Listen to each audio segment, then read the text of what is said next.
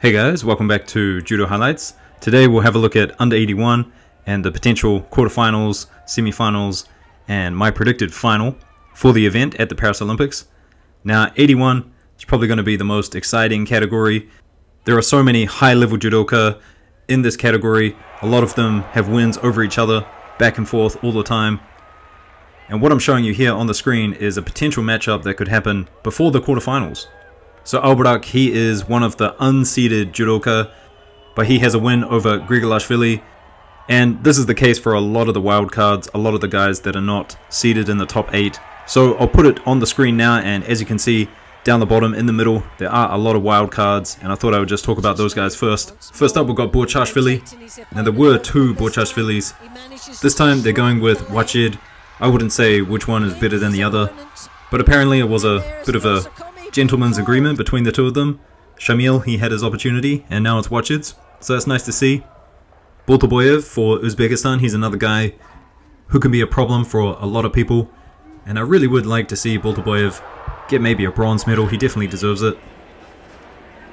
Esposito, he's another guy who recently has found a bit of form, looking really strong. Here he is throwing Sagimuki, who is also another guy unseeded, but has previously been world champion himself. There's also Frank De Witt, and we all know De Witt, he's got a awkward, long, lanky style.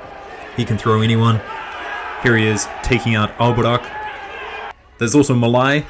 He hasn't had the best form recently, but Olympic silver medalist, so he's definitely right up there. And then there's also Jalo. Jalo, home country advantage. I think he's getting better and better each time he comes out. He's got a good win over Cass, and I definitely think Jalo, out of the French team, kind of excluding Renier, he's probably got one of the higher chances of scoring a medal. So starting in the top left, we've got Cass against Nagase. I think these two will be happy going up against each other. Cass, he won one recently, won by Shido, and then previously to that, Nagase, he's got 2 wins against Cass, one at the Olympics and one before that, throwing him both times. So the winner of this, I do think, will go all the way into the finals. The right side of the draw is pretty dangerous, but still, a lot is going to be riding on those wild cards, as I said. So I'm picking Nagase. He's thrown him twice. Cass has only won by Shidos. It's still only the quarterfinal stage, and I think stamina won't be an issue for Nagase at this point. He is getting older, and some people that kind of put a pace on him, and he does slow down a little bit, but I don't think that will be an issue here against Cass in the quarterfinals. Moving on to the next one, we've got Schmidt against Drapeau. Now Schmidt, someone I've talked about highly before, and he's doing really well, obviously because here he is as a seeded player at the Olympics. Now he's up against Drapeau. Drapeau is someone I've probably overlooked in the past, but recently he had a really close match against Nagase. That was an interesting one. Go watch that if you want to. It's quite long. But Drapeau's gripping really caused a lot of problems for Nagase. So I think Nagase will kind of be dreading that match if Drapeau gets through Schmidt. Now these two, they have fought each other quite a lot. I think it's a total of 4 contests. I couldn't get the video footage for 2 of them because they were these minor tournaments that they just happened to both be at. Now Schmidt, he won the last one, and it was quite recently in 2024. On the contest sheet, it says that Drapeau got a Wazari and then Schmidt got an Ippon. It's hard to say, but when looking at the two, I think Schmidt, he's a bit bigger, he's got more techniques, and then of course he's got the ground game as well, just more ways to win, I think. So if Schmidt goes through and he wins that quarterfinal, he'll be up against Nagase, potentially. Now, just like the Drapeau matchup, Schmidt and Nagase, they have fought before, and it was a long battle, and Schmidt, he ended up winning that contest by Shido. So for Nagase, I think he might actually prefer the Cass matchup than whoever's going to come out of this quarterfinal. I am picking Schmidt, so Schmidt versus Nagase. Personally, I don't see Schmidt being able to throw Nagase, and I think Nagase will plan for this matchup. He'll have something that he think will work. Obviously, he's fought him once before, so he's got a feel for his movement. And maybe looking back at this contest they had in 2023, he'll see some holes and get an idea for what attacks will work. So that puts Nagase through into the final. And so now let's talk about the quarterfinals on the right side of the bracket. And this is a dangerous side of the bracket to be on I would much prefer to be on the Nagase and Cass side than I would on this side. So the first quarterfinal we've got is Grigolashvili versus Makhmadbekov. Now here is Makhmadbekov winning a contest relatively recently. I think this was an important win for him because it solidified his place at the Olympics. But I mean, great smile, but now you've got to face this guy in the quarterfinal, and I definitely would not be smiling if I saw this guy across from me. So these two, they've only met once before, and Grigolashvili, he won that contest. I think a lot of people are just going to pick Grigolashvili to take gold. It probably doesn't matter where he is in the draw. He's probably going to run through a lot of these guys. Although there are some interesting potential matchups. He's got Lee waiting, and then Albarak, he could be placed anywhere in the draw, as I talked about in the beginning of this video. You never know what's going to happen. But here against Makhmadbekov, I think he's going to get through that contest, and he'll be going through to the semis. So the last quarterfinal is Takayev versus Lee. Now Lee, he's somewhat new to the scene. If you have a look at his judo base page, it's not very long, but he's definitely come on to the IGF tour and just blown everyone away. He's got amazing techniques, and he doesn't stumble where a lot of other Korean judoka stumble.